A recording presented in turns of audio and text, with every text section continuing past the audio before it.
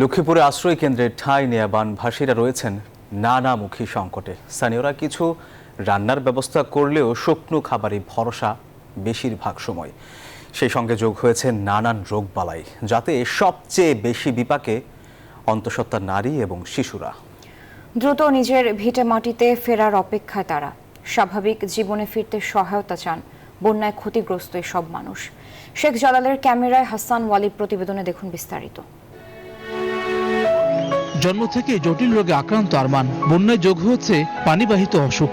আশ্রয় কেন্দ্রে বসে জগতের চিন্তা মা শাহিনা বেগমের। বাড়িতে আসতে বেড়া দিয়ে আনে দিয়েছে, পানিও অনেক প্রচুর, কখনো পানি আছে আমাদের বাড়িতে। 9 মাসের অন্তঃসত্ত্বা রুমি বেগমের চোখে মুখেও আতঙ্ক। বানের জলে হারিয়েছেন মাথা গোঁজার শেষ আশ্রয়টুকু। এই মুহূর্তে প্রয়োজন নিয়মিত স্বাস্থ্য পরীক্ষা। নির্মম পরিহাস, 3 বেলা খাবার জোটানোই এখন দায়। বারবার নামতে হয়, বাথরুমে টাথরুমে যেতে হয়, এগুলো তো কষ্ট হয় অনেক। এগুলোর ভিতরে তো তাও থাকি ভয়ে ভয়ে। পরে টরে গেলেও তো রিক্সে যে নিচে যে বাথরুম, এখানে উপরে কোনো বাথরুম নাই। লক্ষ্মীপুরের রামগতি উপজেলার পশ্চিম চর কলাকোপা হাজিপাড়া আশ্রয় কেন্দ্রে এমন 5 শতাধিক মানুষের বাস। এদের অধিকাংশই নারী এবং শিশু।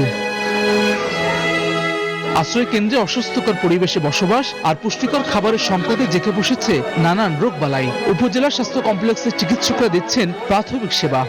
শতভাগ মসৃণ ব্রাশ ইম্পেলার নিশ্চিত করে অধিক পানির flow. RFL water pump on করলে পানির তুফান। আমাদের এখানে গর্ভবতী মাই আছে 23 জন। এছাড়া আমাদের এখানে এখন সর্দি কাশি রোগী বেশি।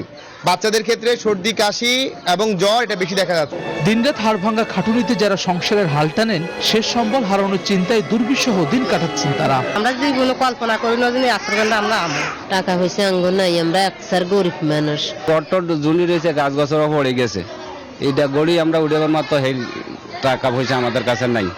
লক্ষ্মীপুর জেলা জুড়ে সরকারি বেসরকারি উদ্যোগে পরিচালিত 445টি আশ্রয় কেন্দ্রে আশ্রয় নিয়েছেন প্রায় 40,000 মানুষ। প্রায় প্রতিটি চিত্রই একই রকম। প্রতিটি মানুষের ভিন্ন ভিন্ন গল্প, কিন্তু দুঃখ দুর্দশার চিত্র একই। দ্রুত আশ্রয় কেন্দ্র থেকে নিজের ভিটে মাটিতে ফেরাই এখন এসব মানুষের মূল চ্যালেঞ্জ।